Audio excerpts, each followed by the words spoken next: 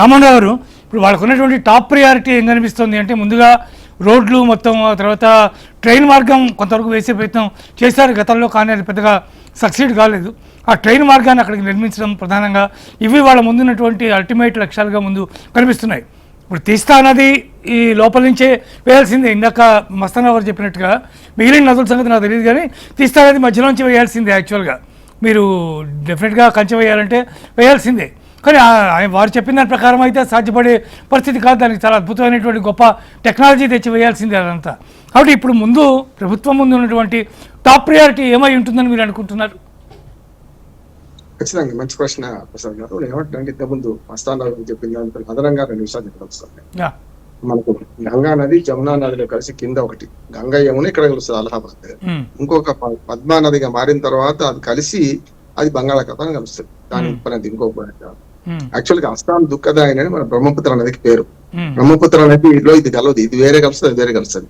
అట్లా గంగా నది కూడా ఇప్పుడు మీరు హుగ్లీ నది అంటాం కదా, అదే కలకత్తా దగ్గర గంగా నది ఒక పాయ కింద కలుస్తుంది. ఒరిజినల్ గంగా నది బంగ్లాదేశ్ ద్వారా కలుస్తుంది. ఒకనాడు ఇప్పుడు దానికి ఎల్లెక్కడి మన మస్తాన్ గారు లేకపోతే మన ప్రసాద్ గారు దానికి వెళ్ళలేవు. నేను వాగాబాట పోయినప్పుడు కథ రాశాను. ఇప్పుడు ఇటు సూర్యుడు ఉదయిస్తారు, అటు గుంకుతాడు పాకిస్తాన్ లో కదా, ఇటు చంద్రుడు ఉదయిస్తారు, అటు గుంకుతాడు. పక్షులు ఇటు బేతకు వస్తే అటు పోతాయి. పక్షులకు ప్రకృతికి వెళ్ళలేవు, మనం తీసుకుని వెళ్ళలేవు రాజకీయాలని కూడా కదా. భౌగోళికం చూస్తే నాకు ప్రజల మధ్య శత్రుత్వం లేదు. మార్గం అంతా ఏంటంటే రాజకీయ పార్టీలు రాజకీయ నాయకులు చేసే శత్రుత్వం వల్ల వచ్చిన సమస్యలు ఇవన్నీ కూడా స్పష్టంగా. అందుకని అస్సాం దుఃఖదాన్ని భావించి బ్రహ్మపుత్ర నది వద్ద కూడా మస్తు వరదలు వస్తాయి. అన్ని అసలు నదుల సంగమే ఓ రకంగా గంగా నది నల్లకే పోతుంది, బ్రహ్మపుత్ర అందులో నుంచి పోతుంది, బంగాళాఖాతాలు కలుస్తుంది. దీంతో ఎప్పుడు వాళ్ళ దుఃఖాలే వాళ్ళకి. ఇది సమస్య ఏంటంటే ఈ 2200 కిలోమీటర్ల పశ్చిమ బెంగాల్ పక్కన సరిహద్దు ఒక సమస్య అయితే, అటుపక్క మిగతా ఇంకో 2000 కిలోమీటర్లు ఉంది కదా, మిగతా 5 రాష్ట్రాల సరిహద్దులో ఉంది. అక్కడ చొరవదారులు అక్కడ కూడా ఉన్నారు, అటువైపు కూడా. కానీ ఏమైతుందంటే అటు నుంచి పోతే మళ్ళీ చికెన్ నెక్ ద్వారానే ఇండియాలో ప్రవేశించాలి. అటు 5 రాష్ట్రాలు ఎక్కడ పోయినా కూడా. కానీ తాకిడి ఎక్కువైంది అయితే అస్సాము లేకపోతే బంగ్లాదేశ్ మన పశ్చిమ బెంగాల్ వరకే తాకిడి ఎక్కువ. ఎందుకంటే పశ్చిమ బెంగాల్ ఒకసారి దాటిన అనుకోండి, ఆ నది దాటి ఇతరులకు వచ్చిన అనుకోండి, ఇప్పుడు ఇండియా మొత్తం ఎక్కడికైనా పోతున్నాడు. అదే ఇంతకుముందు చెప్పినట్టు మస్తాన్ రావు గారు చెప్పినట్టు రేషన్ కార్డు, ఇల్లు, అన్ని రకాల సౌకర్యాలు వారికి ఇచ్చేస్తున్నారు ఓటు బ్యాంక్ రాజకీయాల కోసం. అందుకని పకడ్బందీ చర్య తెలిసి ఏంటంటే బంగ్లాదేశ్ వైపు ఆకర్షణ ఎక్కువ ఉంది, మన బంగ్లాదేశ్ నుంచి పశ్చిమ బెంగాల్ వైపు ఆకర్షణ ఎక్కువ ఉన్నది. దీన్ని అరికట్టాలంటే కంచె వేయడం ఒక మార్గం.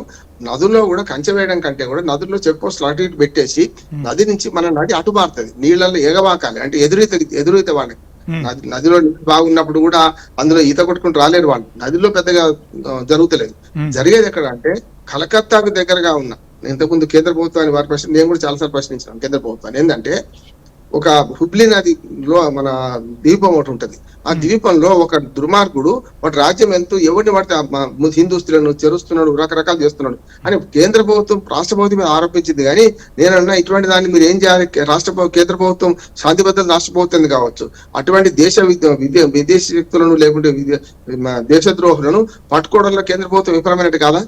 మాట్లాడితే మన తెలంగాణ, ఆంధ్రప్రదేశ్, తెలుగు రాష్ట్రాల్లో పలానా నక్సలైట్లను కలిసి మావోయిస్టులు కలిసి చెప్పి వరవరరావు లాంటి వాళ్ళంతా తీసుకుపోయి బొంబాయి జైల్లో వేస్తున్నారే. అటువంటిప్పుడు అంత దుర్మార్గం చేస్తూ అందరిని రేపులు చేస్తూ ఒక ఊరు మొత్తం కబ్జా పెట్టుకుంటే ఆ వాడిని నేరస్తులు ఇంతవరకు పట్టుకోలేకపోయింది కేంద్ర ప్రభుత్వం. మీ బాధ్యత కాదా?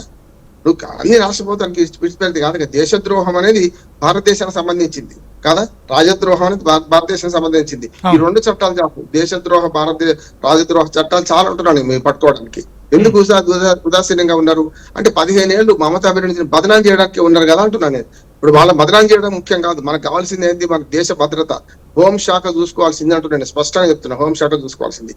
సర్లో జరిగింది ఏం లేదు హోంశాఖకు. అందుకని సుప్రీంకోర్టు క్లియర్ గా అన్నది ప్రసాద్ గారు ఏమనంటే, SIR లో వీళ్ళు మన లోకలా నాన్ లోకలా లేకుంటే వేరే విదేశీయస్తులా లేకుంటే ఎక్కడి వాడా అని తేల్చే అధికారం NRC అధికారం దానికి లేదు. NRC అధికారం హోమ్ మినిస్టర్కే ఉందని అన్నారు కదా. మరి భారత హోంశాఖ ఏం చేస్తున్నట్లు లెక్క, ఇన్ని వేల మంది చొరబాటుదారులకు వస్తున్నట్టు ఏం చేస్తున్నట్లు లెక్క?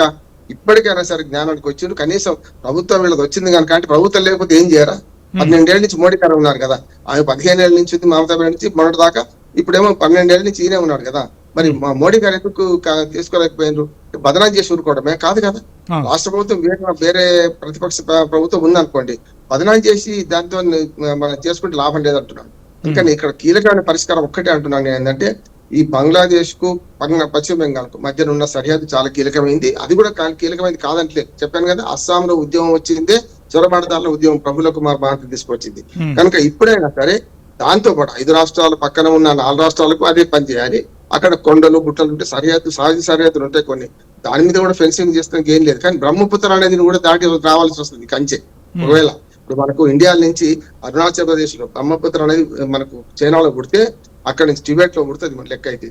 టిబెట్ చైనాలకు పోయింది కనుక అక్కడ నుంచి పుట్టి తిరిగి అరుణాచల్ ప్రదేశ్ ద్వారా వచ్చి బంగ్లాదేశ్ ప్రవేశిస్తుంది. అక్కడ కూడా వేయాల్సి వస్తుంది. ఇంకా చాలా పెద్దది. గంగా నది మీద వేయడం ఎందుకంటే బ్రహ్మపుత్ర అనేది చాలా ప్రమాదకరమైన నది, దాన్ని వేయడం కష్టం.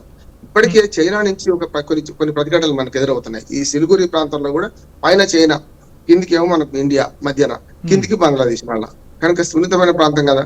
దాంతో పాటు ఇప్పటికే చైనా అరుణాచల్ ప్రదేశ్ లో చాలా ప్రాంతాలు ఆక్రమించుకుంటూ వాటికి పేర్లు మార్చేస్తుంది. ప్రసాద్ గారు కాదు అంటే ప్రతిసారి మనం ప్రతిఘటించి మన ఇండియన్ పేరు పెట్టుకుంటాం, పోయి మళ్ళీ ఆ బోర్డు బీకేస్తున్నాం, మన బోర్డు పెట్టొస్తున్నాం. అంటే సరిహద్దు దాటి కూడా ఇక్కడ మనకు మంచుకొండల్లో అదే యుద్ధం, ఇటు పక్కన భూమాగంలో అదే యుద్ధం, పేర్లు మార్చుకుంటాం. 100 గ్రామాల పేర్లు మార్చింది.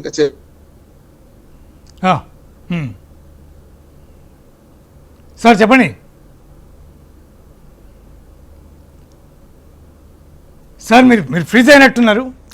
కరెక్ట్ అండి. ఇప్పుడు దాకా మీరు చెప్పింది చాలా కరెక్ట్ అయినటువంటి అంశం. అంటే కేవలం ఒక మధ్యలో కంచె వేయడం ఒకటే కాదు, మరోవైపు నుంచి కూడా దాన్ని జాగ్రత్తగా డీల్ చేయాల్సినటువంటి అవసరం ఉంది. ఇంతకాలం పాటు భారత ప్రభుత్వం ఎందుకు మౌనంగా ఉంది, ఎందుకు మిన్నకుంది అనే దాని మీద ఇంతవరకు సమాధానం లేదు. సార్ మీరు కంటిన్యూ చేయండి, నేను మీకు కొనసాగింపుగానే మాట్లాడుతున్నాను. రామోహన్ గారు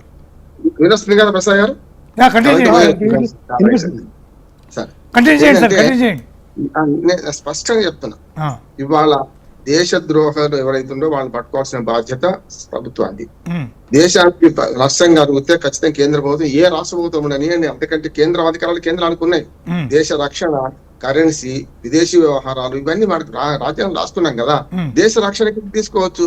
మమతా బెనర్జీ అంటే ఊరుకోవడానికి వీల్లేదు. సరే అయిపోయింది, గజల చేతులు అందరం. ఇప్పటికైనా సరే రెండు దేశాల మధ్యన ఒక కంచె ఏర్పాటు చేస్తున్న ప్రయత్నం చేస్తున్నారు. కంచెతో పాటు నేనంటే బిఎస్ఎఫ్ జవాన్ల సంఖ్య కూడా పెంచాలి. పాకిస్తాన్ తో ఎంత అలర్ట్గా ఉంటున్నామో అంతకంటే డేంజర్ ఇప్పుడు బంగ్లాదేశ్. మనం ఒకనాడు అపకారికి ఉపకారం నెపమైన చేయు సుమతి పాత పద్యం అట్లా కాదు. అపకారికి ఉపకారం చేస్తుడు కాదు, ఉపకారికి అపకారం చేస్తున్నాడు వాడు ఇప్పుడు మనం కదా. పాకిస్తాన్ తో మొదటి నుంచి ఇప్పుడు వాళ్ళు విద్వేషాల పునాది మీద పాకిస్తాన్ ఏర్పడింది, కానీ సమైక్యత పునాది మీద భారతదేశం సహాయం తీసుకొని ఆనాడు ముజిబుర్ రెహమాన్ దేశబంధు ఆయనతో కలిసి అప్పుడు మన సమస్య వచ్చింది. మనకు కూడా చొరబాటుదారుల సమస్య, శరణార్థుల సమస్య, లక్షలాది మందికి మనకు అప్పుడు అన్నమో రామచంద్రరావు ఉన్నాడు. 71లో మనం దేశం ఇంత సుభిక్షంగా లేదు, ఇంత ఆహార కొరత కూడా ఆనాడు చాలా ఉండే. కనుక అటువంటి ఆహార కొరతను అధిగమించి కూడా వాళ్ళకి అన్నం పెట్టడం కాకుండా మనం సున్నం పెడుతున్నాడు. ఇప్పుడు వచ్చే సమస్య అది కదా. అందులో పాకిస్తానీలు కూడా బంగ్లాదేశ్ నుంచి చొరబాటు ఎక్కువ పెరిగింది ఈ మధ్య. అవును సార్, అన్ని పాకిస్తాన్ నుంచి మనకు కట్టుబంది ఉన్నాయి సార్. పాకిస్తాన్ నుంచి 4 బార్డర్లు, పాకిస్తాన్ తోని మనకు 4 బార్డర్లు ఉంటాయి. వాఘా బార్డర్ కాకుండా పంజాబ్ లో 2 ఉన్నాయి, గుజరాత్ లో కూడా ఒకటి ఉన్నది.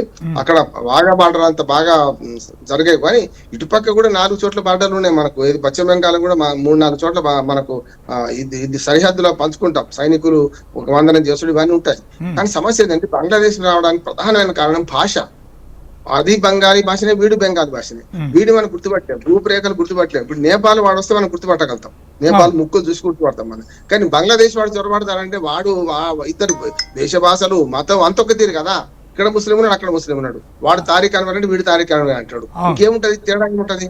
కనుక అక్కడి నుంచి వచ్చే వాళ్ళని గుర్తుపట్టుకోవడానికి 2 సారూప్యాలు ఏంటంటే భాష, అదే మనుషులు ముఖం కవలికి లాభే ఉంటుంది. సేమ్ అర్జున్ ఒకటే కదా సార్. అందుకనే ఆనాడు బెంగాలు విభజనను వ్యతిరేకిస్తూ మహామహులు అందరూ ఉద్యమాలు చేసిండ్రు. బ్రిటిష్ వాడు విభజించి పాలించింది మొదలు ఈ 2 దేశాలను కాదు, మొదలు బెంగాల్ విభజనతో మొదలు పెట్టిండు వాడు విభజన.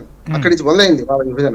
కనుక ఇప్పటికైనా సరే ప్రభుత్వం, కేంద్ర ప్రభుత్వం, రాష్ట్ర ప్రభుత్వం, డబుల్ ఇంజన్ సర్కార్ వచ్చింది కదా, వీలైన తొందరగా 5 ఏళ్ల దాకా ఆగాల్సిన అవసరం లేదు. పూర్తి స్థాయిలో బందోబస్తు చేయాలి. పాకిస్తాన్ ఇండియా మధ్య బార్డర్లో ఎంత సెక్యూరిటీ పెట్టిండ్రో చాలా ప్రమాదకరంగా మారింది మనకి. ఇది కనుక ఈ 2 దేశాల మధ్య మన పశ్చిమ బెంగాల్ సరిహద్దు కాకుండా 5 రాష్ట్రాల సరిహద్దులో పెట్టాలి. రేపు ఏదైనా పొరపాటు జరిగి ఒక చికెన్ నెక్ లేకుండా సిలిగురి ప్రాంతం కనుక కట్ అయితే మొత్తం ఆ 7 రాష్ట్రాలు మనం కోల్పోవాలి. సిక్కిం అన్న కొంచెం నీటి పక్కన సంబంధం ఉంటుంది, కానీ 8 రాష్ట్రాలు కోల్పోవాల్సి వస్తుంది. మనం రేపు పొద్దున ఆ ప్రమాదం ఉంది, చైనాతో ప్రమాదం ఉంది. అది కనుక బంగ్లాదేశ్ చైనాకు సహాయం చేస్తుంది. చూసింది కదా, ఇప్పుడు బంగ్లాదేశ్ చైనా గుప్పించుకుంటున్నది. బంగ్లాదేశ్ ఒకటే కాదు, బంగ్లాదేశ్, నేపాల్ ఉద్యమం కూడా అదే కదా, మన కొత్త ఆయన వచ్చింది కదా, అంతకుముందు నేపాల్ కూడా చెరబట్టింది కదా, అలా శ్రీలంక, ఆఖరికి మాల్దీవ్స్ కూడా చెరబట్టి మన తొక్కదాడించే ప్రయత్నం చేస్తే మనం ప్రధానమంత్రి మోడీ గారు, మీరు మాల్దీవ్స్ కు టూరిస్టులు పోకండి, మన లక్షద్వీప్ అంతకన్నా అది బ్రహ్మాండంగా ఉంది, అది హిందూ మహాసముద్రం ఉంటే మాల్దీవ్స్ పక్కన అరేబియా మహాసముద్రం ఉంది, ఏడా ఎంత మన టూరిజాన్ని పెంపొందించుకుందామంటే గత సంవత్సరం మాల్దీవ్స్ సందర్శించే వారి సంఖ్య 50% పడిపోయింది. మన దేశభక్తి, మనం లక్షద్వీప్ పోతాం, మన కరెన్సీ మనకే ఉంటుంది, వేరే వానికి వాళ్ళ అవసరం లేదు, డాలర్లో పోదు కదా. అందుకని ఇక్కడ కూడా మనం బంగ్లాదేశ్ ను తక్కువ అంచనా వేయొద్దు. తక్కువ అంచనా అంటే శక్తివంతుడు కాదు, ద్రోహితో ఇంత పక్కలో బల్లెం పెట్టుకుంటే, పక్కలో పామును వండి పెట్టుకుంటే బంగ్లాదేశ్ తో నా సమస్య ఉన్నది. అటువంటి పాములను పోషించిన ప్రభుత్వం పోయింది. అదేమన్నా కానీ మమతా బెనర్జీ మనకు వ్యతిరేకత లేదు, కానీ భారతదేశ భద్రత దృష్ట్యా చూసుకుంటే ఆమె చేసిన పని చాలా తప్పు. అంతకుముందు కమ్యూనిస్టులు అదే పని చేశారు, అంతకుముందు కాంగ్రెస్ అదే పని చేసింది. అంటే ఓటు బ్యాంక్ రాజకీయాల కోసం బంగ్లాదేశ్ నుంచి చొరబాటుదారులను పశ్చిమ బెంగాల్ ప్రోత్సహించింది, దేశం అంతా నింపింది. అది ఇప్పుడు సర్ వల్ల పోతుంది, లేకపోతే ఎన్ఆర్సీ వల్ల పోతుంది. దాంతో పాటు ఇప్పుడు ఈ కంచె పట్టించి చేసుకుంటే మన ఇంటికి మనం తాళం వేసుకుంటాం కదా ప్రసాద్ గారు, ఇదే అంటున్నాను, తాళం వేయని అంటున్నాను. అవును, ఇప్పుడు అస్సాం, మణిపూర్, నాగాలాండ్ ఇటువంటి చోట్ల జరుగుతున్నటువంటి చెదురుమదురు హింసాత్మక సంఘటనలు మణిపూర్లో మళ్ళీ కొంత పైకి ప్రజలెడుతున్నట్టుగా కొంతవరకు కనిపిస్తుంది. ఎప్పుడైతే ఇక్కడ బెంగాల్లో గవర్నమెంట్ ఫామ్ అయిందో ఆ తర్వాత మరి ఒక్కసారిగా ముందుగా దాడులు స్టార్ట్ అయినాయి, కొంత గొడవలు జరుగుతున్నాయి, హత్యలు జరుగుతున్నాయి, ఇవన్నీ జరుగుతున్నాయి. ఇప్పుడు ఈ చికెన్ నెక్ వరకు ఇప్పుడు మనం వేసేటటువంటి ఈ రోడ్స్ కానీ లేకపోతే ఇన్ఫ్రాస్ట్రక్చర్ కానీ ఇదంతా డెవలప్ అవుతున్నటువంటి నేపథ్యంలో మణిపూర్, నాగాలాండ్ లాంటి చోట్ల ఉన్నటువంటి అస్తవ్యస్త పరిస్థితిని కొంతవరకు దారికి తెచ్చేటటువంటి అవకాశం బాగా కనిపిస్తుందా? ఖచ్చితంగా పడుతుంది. గతంలో పివి నరసింహారావు గారు లుక్ ఈస్ట్ పాలసీ ఉండే. లుక్ ఈస్ట్ అంటే ఆ 7 రాష్ట్రాలు, దాంతో పాటు 7 రాష్ట్రాలకు తూర్పున ఉన్న దేశాలు, ఆస్ట్రేలియా దాకా, కనుక వాటి సంబంధాలు మయన్మార్ నుంచి ఆస్ట్రేలియా దాకా ఎట్లా సంబంధాలు కొనసాగించాలి అనే మీద పివి నరసింహారావు గారు లుక్ ఈస్ట్ పేపర్ తయారు చేశారు. ఇప్పుడు మోడీ గారు ఏమంటున్నారు, యాక్ట్ ఈస్ట్ అంటున్నాడు. ఖచ్చితంగా యాక్టిస్ట్ కావాలంటే మనం ఏం చేయాలి, ఈ సిలిగురి ప్రాంతం నుంచే మొత్తం రోడ్ కానీ రైలు కానీ పెద్ద ఎత్తున దానికి అవతలికి సంబంధాలు కుదుర్చుకోవాలి కదా, చేయాలి కదా అంటున్నాడు. అది చేయాలి. మీరు మణిపూర్ గురించి ప్రస్తావించాలి. మణిపూర్ మాటల కారణం ఏమిటి? ఇక్కడ 3 మార్గాలు ఉన్నాయి. ఒకటేమో మైతీ కుకీ తెగల మధ్య పోరాటం, రెండోది విదేశీయులు, అటు పక్కన మయన్మార్ నుంచి వచ్చిన వాళ్ళతోని కూడా సమస్య ఉన్నది. అంటే విదేశీయులతో పోరాడాలి, మన దేశంలో ఉన్న 2 వర్గాలతో కుకీ మైతీల మధ్య అది ఉన్నది, ఆ కక్షలు ఉన్నాయి, వీటి మీద పోరాడాలి. ఈ రావణ కష్టం ఎవరి ఎక్కడ మొదలైంది? కాంగ్రెస్ హయాంలో కదా, వాళ్ళు చేశారా? ఇప్పుడు మోడీ తప్పు చేస్తున్నారు, అక్కడికి పోలేదు అంటున్నాం, ఇవన్నీ నేను ఒప్పుకుంటా. కానీ జనరల్ గా ఇక్కడ తప్పు జరిగింది ఎక్కడ అంటే ఆ వర్గ పోరాటం, 2 తెగల గిరిజన తెగల పోరాటంలో కొంతవరకు సమాన హక్కులు కల్పించడానికి మనకి 370 ఆర్టికల్ లేకుంటే 370D ఆర్టికల్ మన తెలంగాణకు కూడా గతంలో ఉండే కదా, పెద్దమనుషుల ఒప్పందం కంటే ముందు ఇప్పుడు కూడా కొనసాగుతుంది. అట్లాంటి ఆర్టికల్ను ఉపయోగించి మణిపూర్ లో మంటలు ఆర్పడానికి శాశ్వత పరిష్కారం చేయాలి. అది కాంగ్రెస్ హయాంలో మొదలైంది, ఇప్పుడే కొనసాగుతుంది.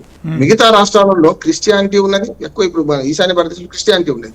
కానీ విచిత్రంగా ఏంటంటే ఎక్కడైతే మైనారిటీ ప్రజలు ఉన్నారో అక్కడ బీజేపీ గెలుచుకుంటూ వచ్చింది. చూడండి మీరు, ఆ 7 రాష్ట్రాల అధికారం అస్సాంతో సహా ఇప్పుడు ఆల్మోస్ట్ ఆల్ మొత్తం చికెన్ నెక్ నుంచి బయట అంతా సిక్కింతో సహా పూర్తిగా బీజేపీ పాలిత రాష్ట్రాలు అయిపోయినాయి కదా, మొత్తం బీజేపీ డబుల్ ఇంజన్ సర్కార్.